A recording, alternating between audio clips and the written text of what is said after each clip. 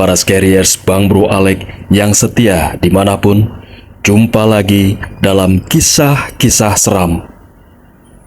Kali ini, Bang Bro Alek akan menarasikan sebuah kisah seram 5 cerita hantu yang dialami oleh para pedagang makanan malam. Seperti apakah cerita keseraman dari para pedagang makanan malam ini? Berikut ini kisah selengkapnya. Sebelum saya memulai kisahnya, mohon dukungannya untuk subscribe, like, komen, dan share, serta nyalakan tombol notifikasi agar kalian selalu mendapatkan update terbaru video kisah-kisah seram dari channel ini. Terima kasih. Peristiwa ataupun kejadian horor seram bisa menimpa siapa saja, tak terkecuali para pedagang makanan yang khususnya berjualan di malam hari. Baik itu berjualan mangkal maupun yang berjualan dengan menjajakan dagangannya dengan cara berkeliling dari satu lokasi ke lokasi lainnya demi berharap ada pembeli yang membeli dagangannya. Dan bahkan tidak jarang pula yang berkeliling hingga jauh ke pelosok. Penjual makanan keliling di malam hari memang sering diganggu oleh makhluk halus. Percaya atau tidak, banyak yang merasa diganggu ketika sedang berjualan. Cerita-cerita seram ini didasarkan atas pengalaman nyata yang dialami oleh para pedagang makanan malam itu sendiri. Mulai dari penjual sate yang ditertawakan kuntilanak, sampai dengan pedagang makanan yang tak sadar kalau dirinya tengah berada di kuburan. Dikompilasi dari beberapa cerita horor yang beredar di media sosial, berikut ini curahan hati para pedagang hingga pembeli yang berbau mistis. Siap-siap dibuat merinding ya. Yuk, langsung saja kita simak sama-sama. 1. Pedagang sate keliling. Kisah seram ini pernah dialami pedagang sate keliling. Pedagang sate yang dijuluki Sate Bang Gendut ini beristirahat sebentar di dekat pohon nangka. Sambil menunggu pembeli datang sembari beristirahat, tiba-tiba Bang Gendut kaget karena muncul sosok wanita yang memesan 100 tusuk. Alangkah senangnya dagangannya dipesan banyak. Bang Gendut pun langsung membuatkan sate pesanan wanita tersebut. Awalnya Bang Gendut tak merasa curiga sama sekali, dan bahkan ia sempat berbincang dengan sosok wanita itu. Di akhir perbincangan, sosok wanita yang diduga hantu kuntilanak ini pun mengeluarkan suara tertawa khas kuntilanak yang membuat pedagang sate ini merinding ketakutan dan lari kocar-kacir. 2. Penjual bakmi ayam. Seorang penjual bakmi bernama Pak Jo ini selama puluhan tahun berdagang di kawasan Jogja Tengah. Menurut Pak Jo ini, dulu pernah ada seseorang yang datang dan memesan 2 porsi bakmi. Setelah memesan, ia mengatakan kepada Pak Jo untuk mengantarkan makanannya ke lokasi yang ia tunjuk. Tanpa basa-basi, Pak Jo pun langsung membuatkan bakmi yang orang itu pesan.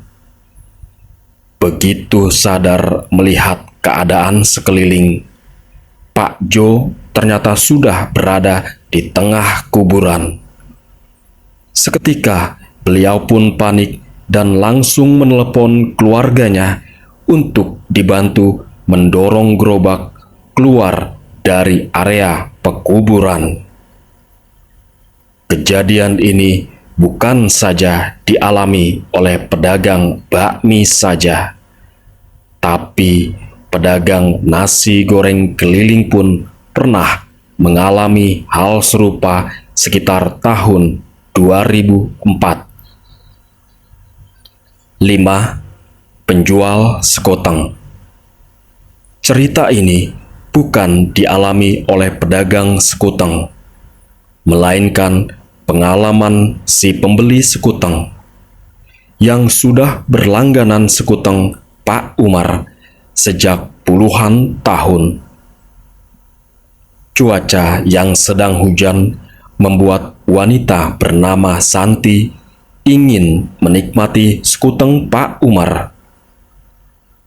Saat memesan sekoteng, Pak Umar pun berpesan kepada Santi untuk jaga diri baik-baik dan jaga kedua orang tuanya. Sesampainya di rumah, semangkok sekoteng yang baru habis setengah ditaruh olehnya di atas meja. Santi pun dibangunkan oleh sang ibu karena ia sempat ketiduran. Lalu ibunya pun bertanya, "Kamu beli sekoteng di mana, Santi?" Santi kemudian menjawab, "Ya sama Pak Umar lah, Bu." Ibunya pun mengatakan kalau Pak Umar 5 hari yang lalu meninggal karena dirampok saat lewat kampung sebelah. Perutnya ditusuk sampai nyaris kehabisan darah dan sempat dibawa ke rumah sakit. Namun keesokan harinya nyawanya tidak tertolong. 4. Penjual bakso. Ini adalah cerita penjual bakso bernama Supeno di Jakarta Timur. Saat sedang sepi pembeli, Supeno pun tetap menjajakan dagangannya sampai malam hari. Baru melewati 2 rumah setelah belokan, Supeno dipanggil oleh seorang wanita berbaju putih dan memesan bakso 1 porsi. Setelah disiapkan dan mau diantar ke rumahnya, "Loh, kok pagar rumahnya terkunci dengan rapi?" gumam Supeno dalam hati yang merasa kebingungan. Dan ia merasa tadi tidak ada suara wanita tersebut membuka pagar. Lalu ia pun segera mengetuk-ngetuk pagar rumah tersebut, dan tidak lama kemudian akhirnya yang keluar adalah orang yang berbeda, dan dia mengatakan bahwa tidak ada orang yang keluar memesan bakso. Penjual sate Boyolali. Berkeliling jam 1 dini hari, kakak beradik ini berjualan berdua dan sang adik kehilangan kakaknya. Berawal saat sedang berkeliling menjajakan dagangannya. Di tengah perjalanan, sang adik merasakan perutnya mules dan meminta sang kakak untuk menunggunya di bawah pohon mangga. Selang tak berapa lama, sang adik kembali dari buang air besar, ia tak menemukan kakaknya di bawah pohon mangga.